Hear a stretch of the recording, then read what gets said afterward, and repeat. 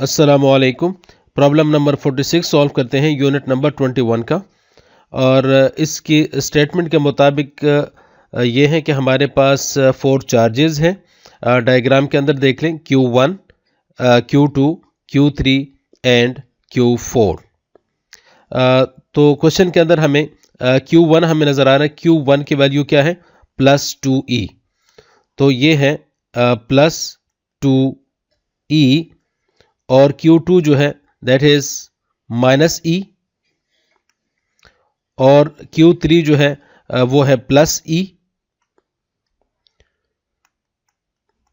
और Q4 जो है दैट इज +4e।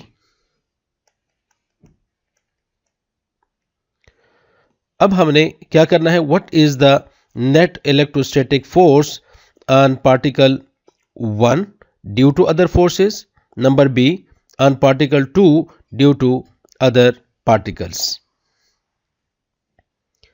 तो अब हम फोकस करते हैं Q1 यानी पार्टिकल नंबर 1 के ऊपर फोर्सेस। अब हम इसको इस तरह समझते हैं कि जो Q1 है इसके ऊपर Q2 की वजह से जो फोर्स है उसको हम रिप्रेजेंट करते हैं F12 से। F12 that is the force on charge Q1 due to charge Q2। और इस तरीके से F13 force on charge 1 due to particle number 3 and F14 due to force on Q1 due to charge number 4। और यहां पर हम direction समझने की कोशिश करते हैं। यहां पर आप देखिए Q1 जो है दैट इज पॉजिटिव और Q2 है नेगेटिव। तो इसका मतलब यह हुआ कि यहां पर जो फोर्स की डायरेक्शन होगी that will be from positive towards the negative. तो F12 इसकी डायरेक्शन होगी U राइट की तरफ। Q3 जो है इसकी वजह से जो फोर्स, क्योंकि Q3 जो है वो भी पॉजिटिव है और Q1 भी पॉजिटिव है, तो Q3 उसके ऊपर जो फोर्स लगा रहा है that is in this direction left की तरफ है। और Q4 की वजह से Q1 के ऊपर जो फोर्स होगी वो लेफ्ट डायरेक्शन में होगी। अब अगर हम देखें कि what will be the net force on Q1, तो उसके ऊपर जो फोर्स होगी नेट फोर्स, इसको मैं F1 का नाम दे देता हूं। F1 will be the net force on Q1। So what will be the net force? तो F1 will be equal to F12,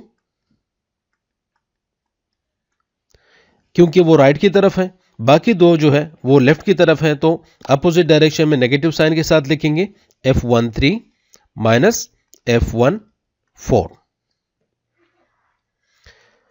अब जब हम F12 फार्मूला हम अप्लाई करेंगे तो F12 के लिए हम देखेंगे जो हमारे पास फार्मूला है कूलम्स लॉ का। तो कूलम्स लॉ हमारे पास क्या है फार्मूला?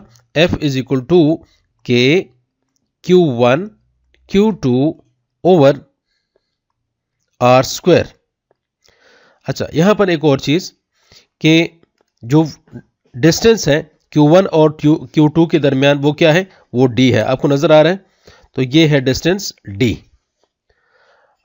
Q1 और Q3 के दरमियान जो डिस्टेंस है वो हमारे पास है, क्योंकि ये D और ये D दोनों मिल जाएंगे तो ये डिस्टेंस कितना बन जाएगा? 2D। इसी तरीके से Q1 और Q4 के दरमियान जो डिस्टेंस है तो ये दोनों D से हुए होंगे और तीसरा D ये वाला भी होगा, तो इसका मतलब टोटल डिस्टेंस कितना बन जाएगा? 3D। तो Q1 और Q4 के दरमियान डिस्टेंस है 3D। अब जब हम ये वाला फॉर्मूला अप्लाई करेंगे तो हम लिखते हैं F1 is equal to, formula हम अप्लाई करेंगे K Q1 Q2 over D square minus K Q1 Q3, 1 और 3 के दरमियान फोर्स और इनके दरमियान डिस्टेंस क्या है? 2D whole square minus K Q1 और Q4 के दरमियान डिस्टेंस के दरमियान फोर्स डिवाइडेड बाय इनके दरमियान डिस्टेंस क्या है 3d होल स्क्वायर। अब हम इनकी वैल्यूज पुट कर देते हैं। तो k q1 हमारे पास क्या है, कीप इन माइंड कि यहां पर जो चार्जेस हैं उनके डायरेक्टली हम पॉजिटिव वैल्यू पुट करेंगे, क्योंकि हमें मैग्नीट्यूड चाहिए, तो मैग्नीट्यूड हमेशा पॉजिटिव होता है। तो इस वजह से मैं डायरेक्टली जो भी हमें चार्जेस गिवन है वो हम पॉजिटिव रखेंगे यहाँ पर। तो Q1 हमारे पास क्या है 2e,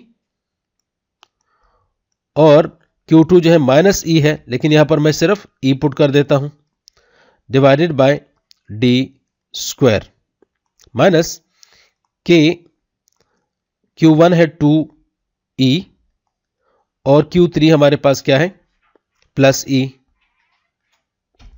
over 4d square minus के Q1 है 2e मल्टीप्लाई Q4 क्या है 4e ओवर 9d स्क्वायर। अब इसको हम लिख सकते हैं F1 is equal to k into 2e square over d square minus 2e square into k over 4d square minus K 8e square over 9d square.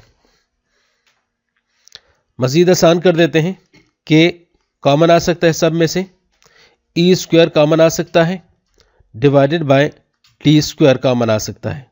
तो bracket के अंदर हम लिखेंगे तो यहां पर रह जाता है 2 माइनस 2 ओवर 4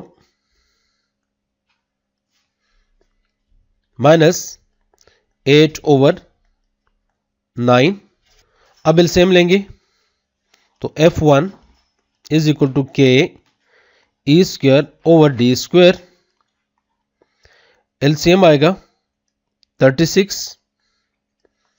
तो जब 36 एलसीएम आएगा तो नीचे हम 36 के मल्टीप्लाई करेंगे, ऊपर 2 को भी 36 से मल्टीप्लाई करेंगे तो ये बन जाएगा 72 माइनस इस 4 को हम 9 से मल्टीप्लाई करेंगे तो 2 को भी 9 से मल्टीप्लाई करेंगे तो ये आ जाएगा 18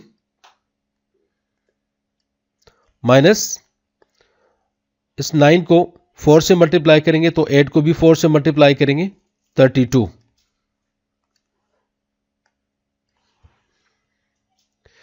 अब ये आ जाएगा हमारे पास k e square over d square bracket, अब माइनस करेंगे तो ये आ जाता है 22 ओवर 36, यहां पर कटिंग हो जाती है 2 के टेबल से, 2 11 और 2 18।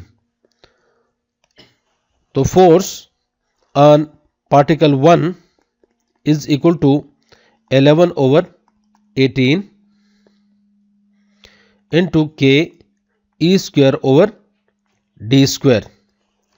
अब हम वैल्यूज पुट करेंगे तो F1 is equal to 11 over 18 multiply k की value 9 into 10 power 9,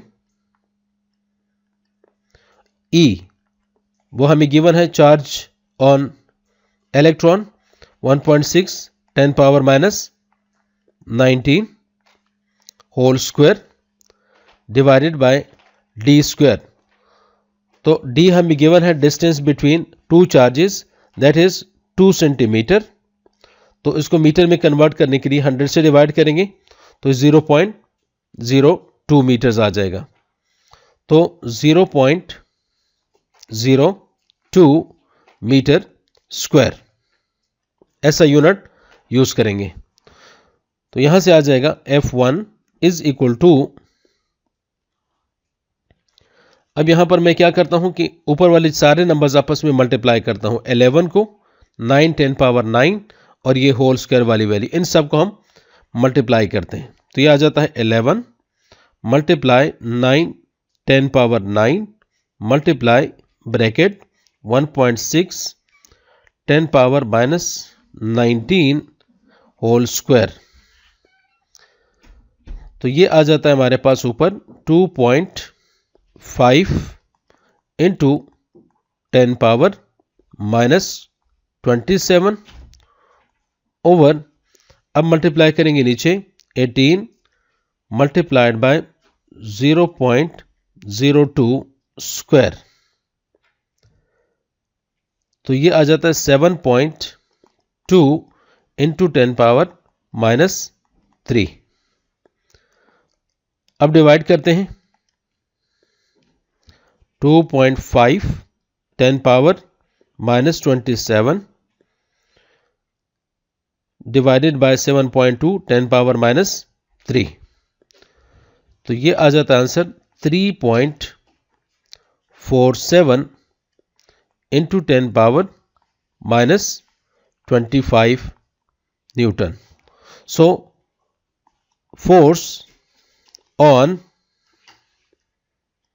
particle 1 is equal to 3.47 into 10 power -25 Newton.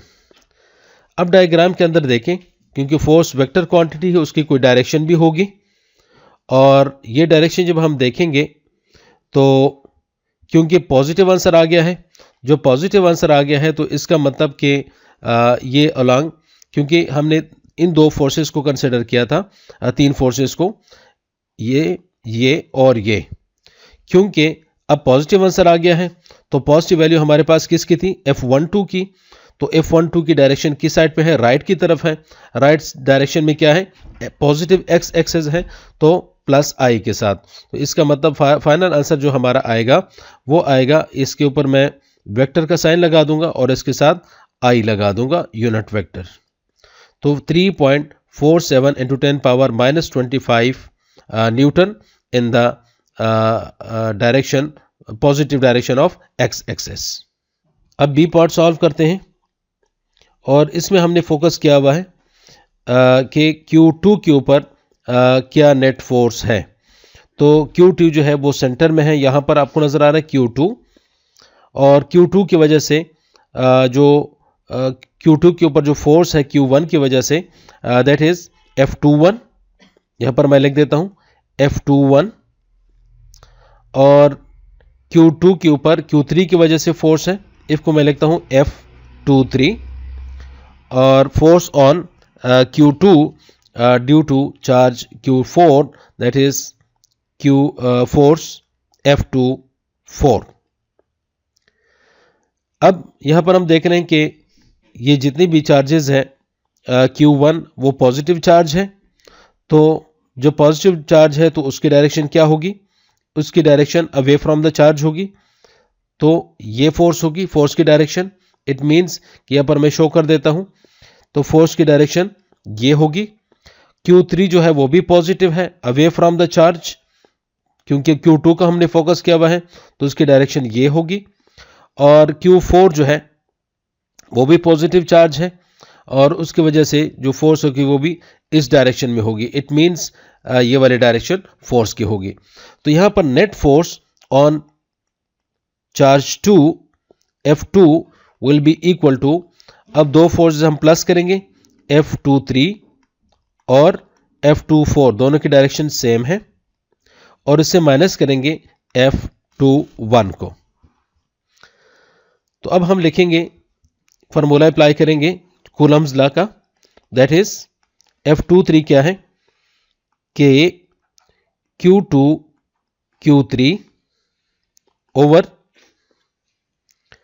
यहां पर R स्क्वायर है। यहां पर एक चीज और देखें, इस डायग्राम के अंदर 2 और 3 के दरमियान जो डिस्टेंस है वो क्या है, 2 और 3 के दरमियान डिस्टेंस है D, तो यहां पर हम लिखेंगे D स्क्वायर प्लस F24, तो यह है K Q2 Q4 ओवर 2 और 4 के दरमियान डिस्टेंस देखें, एक ये वाला डिस्टेंस है और एक ये डिस्टेंस है, दोनों मिला के D प्लस D 2D होगा, तो यह आ जाएगा 2D whole square minus F21, 2 और 1 के दरमियान जो डिस्टेंस है वो क्या है, वो D है, तो K Q1 Q2 over d square.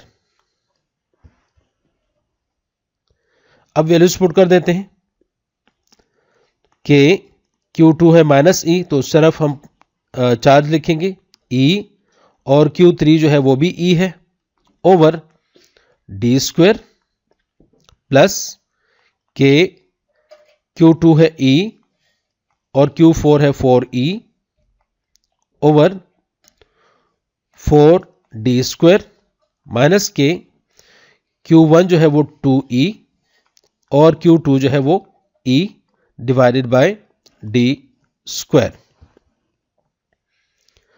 तो F2 will become k E square over d square plus k 4E square over 4d square minus k 2E square over d square। अब यहां पर हम देख रहे हैं कि 4 और 4 की कटिंग भी हो जाती है, तो हमारे पास रह जाएगा, अगर मैं कॉमन ले लूं, k सबके अंदर है, कॉमन ले लिया, E स्क्वायर सबके अंदर है, ये कॉमन ले लिया, और d स्क्वायर जो है वो सबके अंदर है, वो कॉमन ले लिया। तो जब कॉमन लिया तो यहां पर ये सारे कॉमन निकल गए, क्या रह गया 1, और यहां पर सारा कुछ निकल गया कॉमन, तो क्या रह गया +1, और यहां से सारा कुछ कॉमन निकला, क्या रह जाएगा -2। तो यहां पर अब आंसर आ जाता है k over E square d square 2 - 2, 2 - 2 is equal to 0, so F2 will become 0. So this is the final answer. So the force on particle 2 due to other particles is equal to 0 Newton.